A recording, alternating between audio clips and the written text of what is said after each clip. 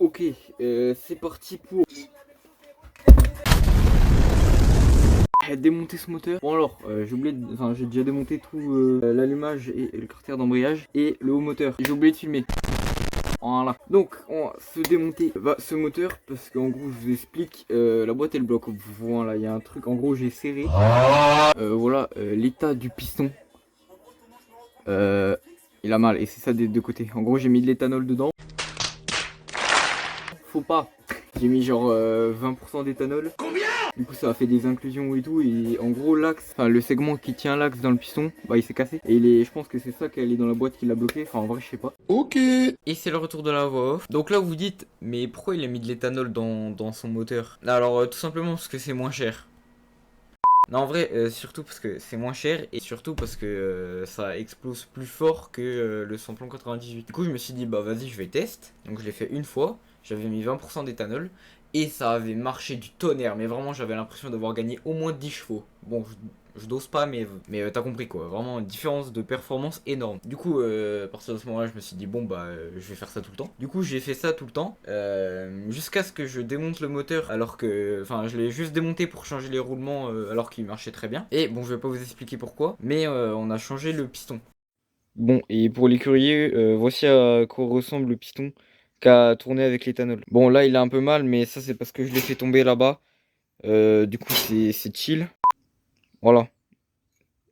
Donc il a pas serré, il tourne très bien ce piston. Et le piston, du coup je suis passé de ce piston là à un piston comme ça. Et en fait ce que vous voyez là c'est une petite réserve d'huile qui va permettre au piston de garder de l'huile pour lubrifier le cylindre, etc. Ce qu'il n'y a pas sur le piston que j'ai actuellement, enfin, le piston qui a serré. Et donc je pense que c'est pour ça, enfin je suis même sûr que c'est pour ça que ça a fait des inclusions et que j'ai serré. Je pense que si j'avais eu ce piston là, j'aurais pas serré. Enfin bref, voilà, maintenant vous savez tout. Mais du coup en gros ouais bah, tout est bloqué, regarde, là si j'essaie de le bouger, bah y a rien, et y a pas de bloc piston puisque... Donc on démonte le plateau presseur.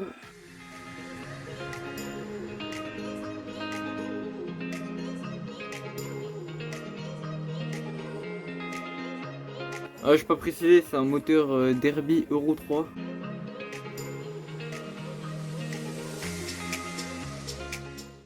Ok, hop, plateau presseur. Oh, les disques d'envoyer, ils sont collés dedans. Pas d'anomalie au niveau de là. Bon, en même temps, je vois pas pourquoi ça bloquerait à cause de l'embrayage. On va enlever les disques. Hop. Maintenant, on va enlever l'écrou de moyeu.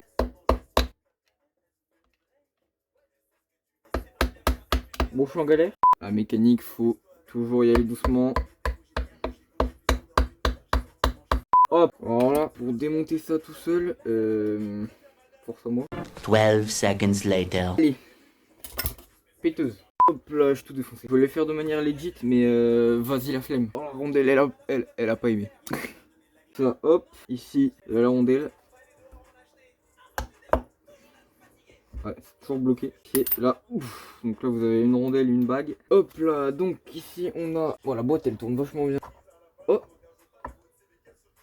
Ouais, j'ai réussi à débloquer. Ouais, il est pas beaucoup bloqué. Ok, j'ai réussi du premier coup, je suis vraiment un boss. Sur là, il y a une rondelle. Oh, c'est sûr que je vais l'oublier celle-là. L'avantage de faire des vidéos. Oh, il y a une rondelle aussi en dessous. Oh, frère, attends, je vais mettre un exemple là parce que ZB.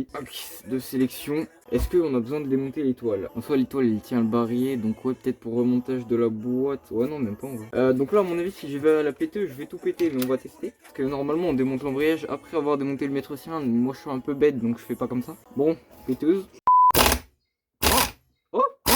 Let's go. On va y aller au tournevis. Ah, je vais défoncer le plan de joint. Voilà, je vais casser quelque chose. Ok. On a un problème. Pour rien à ce qui se passe l'équipe, et bah on va démonter côté boîte. Hop. Donc, bah c'est du 8. Oh, bon alors elle est morte. Bon alors là, il y a deux rondelles qui viennent de tomber du moteur. Je ne sais pas où elles étaient. Hop.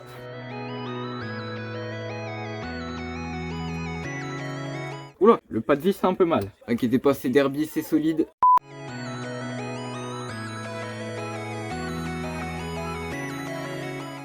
Il y en a, ils sont intelligents, ils utilisent une visseuse. En plus, j'en ai une qui est vraiment juste là.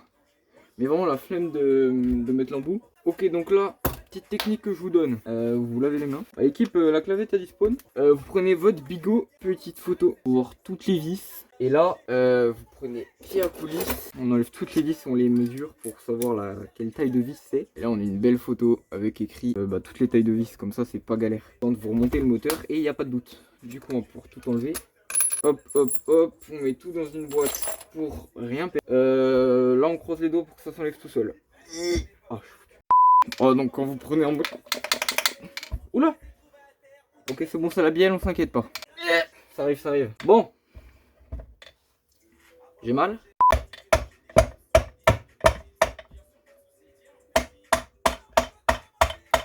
Ouais, il est solide. Oh là là. Ah non, ça c'est une dinguerie. Hein. Parce que vraiment, je l'ai vidangé 4 fois le moteur quand même. Donc bon, je sais pas si ça vous fait sur vos moteurs Derby, vous. Moi, quand je vide l'huile, il y en a un peu qui tombe. Il n'y a pas tout. Et je peux le mettre dans tous les sens. Le moteur, l'huile reste dedans. Bah, j'en ai partout quand je le démonte. C'est totalement normal qu'il se démonte pas. D'ailleurs, je pense que j'ai tout cassé. Ah, j'ai mis de l'huile partout. C'est parce que ça, c'est relié au vilebrequin. Oula. Il fait un vrai bruit le vilebrequin. Du coup, faut l'enlever. Et c'est parti pour défoncer le plan de joint. Oh, je vais te monter sur l'établi. Comme ça qu'on fait de la mécanique, nous, c'est bon. Alors, après, s'il se démonte pas, il va sortir, il va me sauter dessus le truc.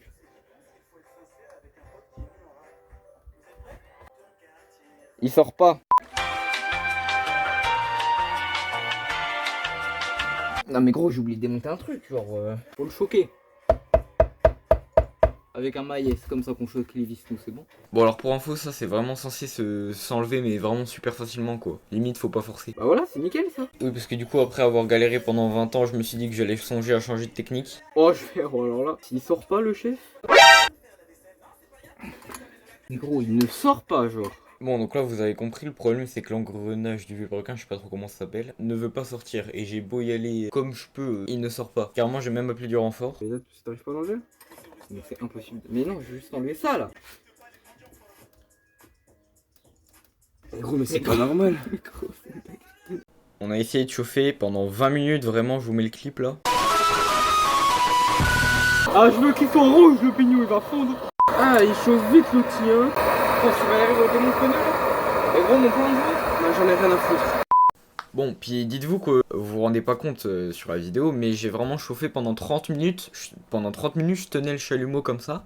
Et mon frère essayait de l'enlever. Enfin, même plus que 30 minutes, parce que j'ai pas pu filmer tout, parce que bon, The Bee, 14 Tera la vidéo sinon. On a essayé comme ça pendant 1 heure, on a essayé de l'enlever. Et sans succès. Vraiment, je ne sais pas pourquoi. L'engrenage s'est soudé au vilebrequin, mais même s'il était soudé, on aurait réussi à l'enlever là. Je sais pas comment c'est possible, mais ils étaient potes les deux là. Vraiment, ils se lâchaient pas. Bon, je vais arrêter là, parce que j'ai essayé encore, mais vraiment 600 trucs pour essayer de l'enlever. Je vais pas tout vous mettre, parce que sinon la vidéo va être trop longue et puis c'est un peu chiant pour vous. Donc là, vous vous dites, comment ils ont réussi à enlever l'engrenage du coup? Eh ben...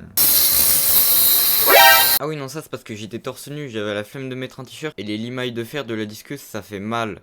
Ça pique.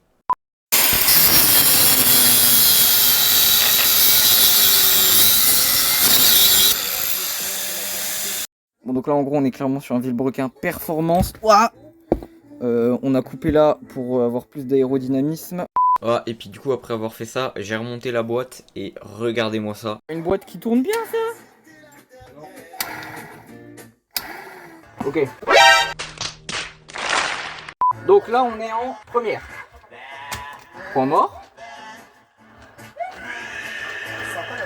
Point mort. Deuxième. Parfait. Troisième.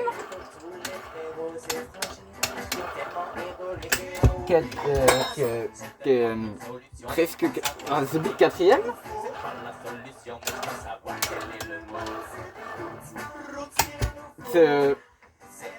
Presque cinquième. Ça arrive. 4,5. Voilà, cinquième. Et presque sixième. Il est où ce pignon? Je dégaine le pignon. Dégaine de pignon.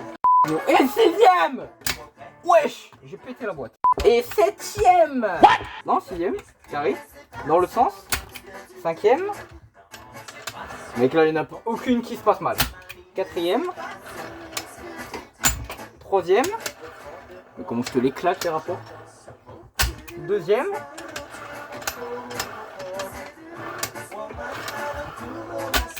Première. Oh, elle est passée direct en première. Pas de point mort ici.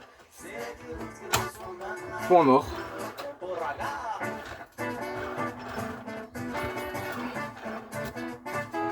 Yes! Tu vas rouler ma belle.